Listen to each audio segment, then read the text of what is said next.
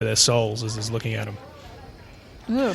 And they said it didn't say anything, but they all got this message from it saying, if you leave now, I'll leave you alone. Just leave now. And he notes that while this thing is standing there, and they're all fucking terrified, obviously, looking at this thing. Right. Kids, everyone. But everyone's frozen. No one can move. Huh. They're just They're like being paralyzed. held. Yeah, they're being held in this stasis, right? And so this thing sort of, I guess, telepathically says to him, get the fuck out of here and we'll leave you alone. So I guess it disappears after that again. It turns around and it disappears again. And as soon as it disappears, they're able to move again. And they just start freaking out. Or the kids start screaming, the wives start screaming, or the guys start screaming. This thing just like freaked them out, and they run back to the campsite, pack it all up, and get the fuck out of there. Yeah, I would. And never to come back again. And he's like, this is why I got to tell you, man. So he gets back to Jordan Maxwell about this, and he's like, I'm telling you, man, these things are real. We saw it. I have all my family members who saw it. We didn't make this up. It was fucking terrible. It's like a traumatic experience that we had. It's the real deal in Colorado. Wow. Whoa. Yeah. Well, I mean, that makes sense because those people are probably in a meditative state and they were chanting, so they were changing their frequency, allowing for like a portal to open up. Yeah, that maybe some dark shit with Yeah. like sacrifice and people in these rituals of the Illuminati to try to summon a creature like that for power. And usually it's associated with some sort of horrible abuse or murder to get that being to appear. That's interesting. I've never heard a story like where who knows what happened one before appeared. that. Yeah, well, right. You're right, I guess. Yeah, you're right. Maybe something was dark and crazy. I mean, that's cool. I mean, not cool. But you know what I'm saying. It's a cool story, not a cool moment. That's You know, crazy. Right. Yeah. All right, well, I like that. Josh, you got some crazy stories coming up, right? Oh, I got something that, like, yeah, it's everything you ever wanted in the weirdest ass alien reptilian story. It's Area 51. It's my labs. It's reptilians. It's grays. It's everything. It blew my mind. Yes. I went deep today and yesterday, and I don't know if I could ever recover. Right after the break, I'm going to break it down. Cool. All right, we're back. And just to recap, reptilians somehow are able to contact you in your subconscious, put you in a different state of being, and manipulate you. So we've learned so far, possibly. And 12 million Yes. Americans believe that reptilians are running the world. So, Josh, what crazy stories do you have? Well, that's one angle on reptilians. The other angle is they're just aliens. Big, giant aliens out there. And my story more focuses on that, kinda. So first, before I break down, I've been obsessed with reptilians since I was a kid. I had like a severe form of OCD that was associated with religion, and I had a fear of possession, and especially if anything bad happened or I didn't follow a certain ritual, then I would get possessed or my family member would or something bad would happen. That led me to like researching like demons and possession and all this occult weirdness, and eventually led me to reptilians, because a lot of people, well, one theory out there is like demons are the reptilians, and we've been talking about things from other dimensions trying to suck life energy from us, and that makes sense in the religious context. This is just these reptilian, dim, demonic entities luring in these realms. So I've been obsessed since I was a kid.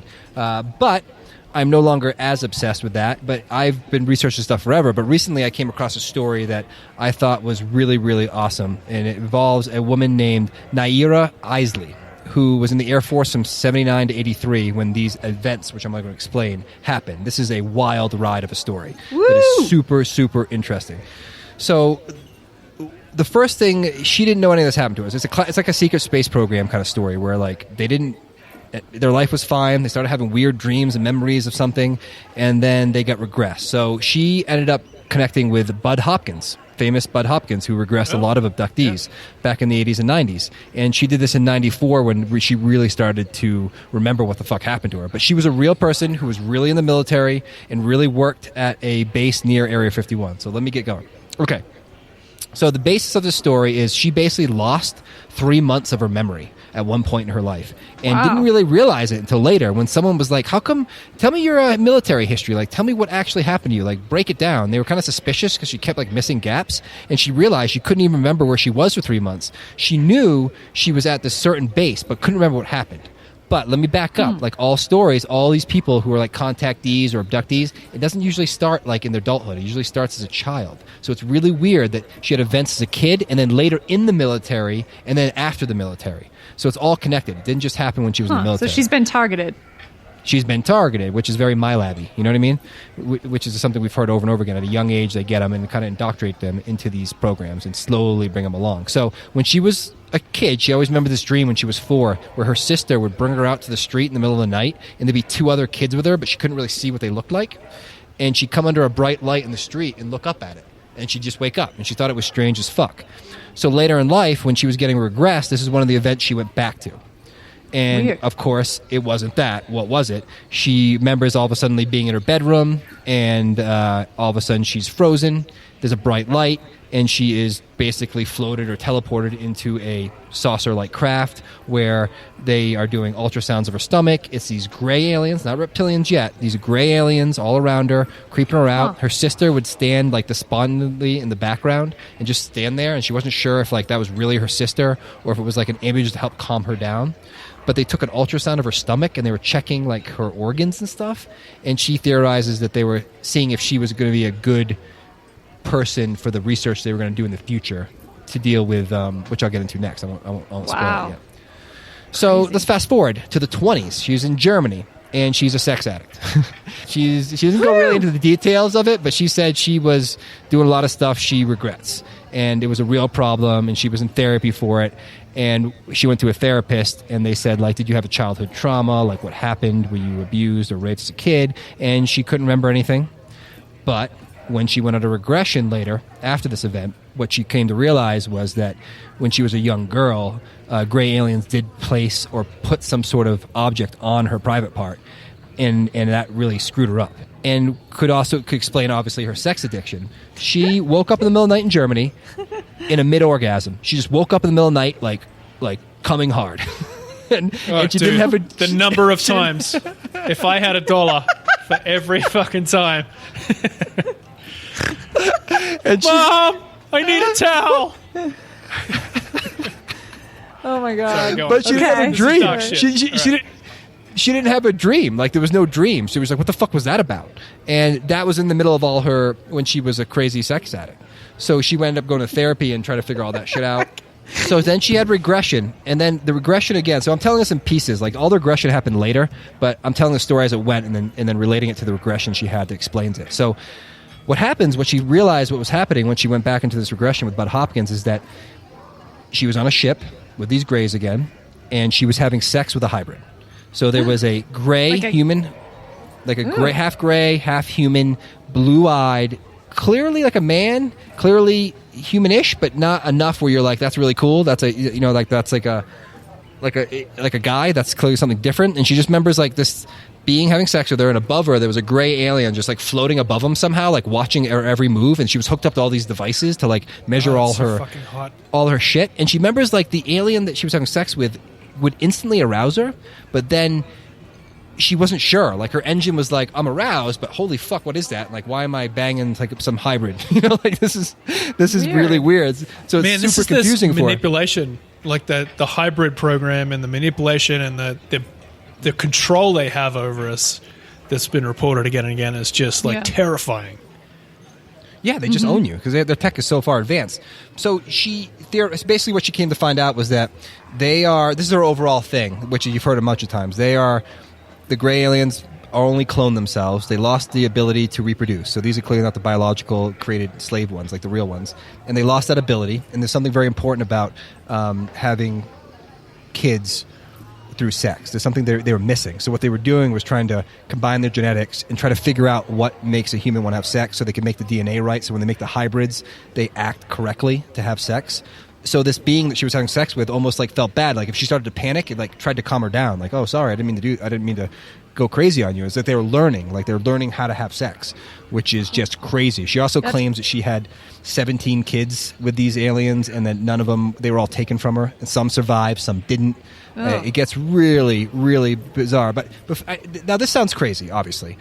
But when you listen to this lady talk, it doesn't sound like a crazy person. She's so calm and collected, and she goes through the whole story, and it's definitely not sensationalistic the way she tells it. Like, I'm telling it more excited and crazy than she did. Like, I'm definitely leaning in to make it entertaining, but she was not. And she gets into a bunch of shit. She's more about, like, healing from trauma and connecting, and she gets deep into, like, consciousness and alien races and who she used to be and how it connects to the world today. Like, she gets all into that. But this is her story that kind of launched her into that space. So, okay, we're moving ahead now. January 1980, she is in Arizona at a place called Tonopah Electronic Warfare Range, which is near Nellis Air Force Base in Nevada. She was a radar operator. That was her job. She had missing time. So what I'm about to tell you is something that she remembered through regression. Like I was explaining earlier, how she didn't remember it, and her friend was like, "How come you can't remember those 3 months?" So this is what she remembered through regression. She was brought out to the desert by gunpoint, like kind of forced by the military, even though she was in the military, with a team of people to test radar and track something in the sky. She got out there, and they started tracking something that was moving way too fast, and they couldn't keep track of it. They couldn't hold on to it. And after like an hour of it, all of a sudden 9 saucers appeared above them, and the people who were holding guns to them were like, "What'd you think it was? What'd you think you were going to see?" And they were like, "I don't know, that looks like a UFO." And they all just kind of laughed like maniacally at her, like, yeah, whatever. So they take her, and this is where it gets really crazy. Whoa. They take her back to the base. She doesn't know if she went to Area 51, which is close by, or just some underground bunker near Tonopah in that base. She doesn't know where she was exactly, but it's in the Area 51 area. She was injected with a substance, and it made her whole body tingle. She was put in a room, and this guy came in and injected her, and she started like to really shake and go crazy. And this is what happened.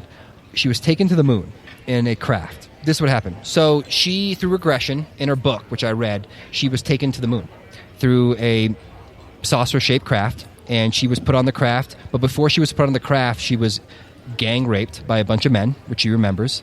And then she was put on. Yeah, then they put her on the craft, and on the craft, a gray alien was flying it. There was a reptilian in the corner, and she was brought to the moon. Now, there's 2 different versions of the story. On the internet, there's these people claiming that she was like sexually abused by reptilians over and over again on the moon 8 to 10 times. And it was this horrible, horrible, horrible, horrible experience, obviously. But in reality, she came out and said, "No, none of that's true. That's not what happened at all. The reptilians didn't do that to me. Humans did, and gray hybrid aliens did, like I explained earlier." So she was never touched by a reptilian. It just shows you that out on the internet, like, people will just take like one thing you said and try to make sensationalistic bullshit out of it. Yeah. This topic in general, I mean, we could have gone into so many different areas, like we've already sort of talked about. Really dark areas, like sick, twisted shit related to the whole reptilian thing. Mm-hmm. But, I mean, it's just like, this is a prime example, I guess, of what you're getting into here, of how the utter nonsense that comes from it as well. Like, I think there's some interesting stories to be told about it, but at the same time, people just, it's almost like this fucked up fetish that people kind of run with this thing, and it's like, ugh. And oh yeah, it's gross. Or is it disinformation? Her story's already so ridiculous. I don't know why you'd have to like make up something more embellish. About it. It's so fucking crazy already because it's already hard to accept. But even if you look at ancient, like we were talking about the Sumerians and the idea that like these, whether the Anunnaki were they lizard people, and then those lizard people, if the Anunnaki were lizard people, were they having sex with the human women? It's this whole like obsession with that, So it's not just like this just happened in the 80s. Like, this is like something that humans have been like putting in their head for a while.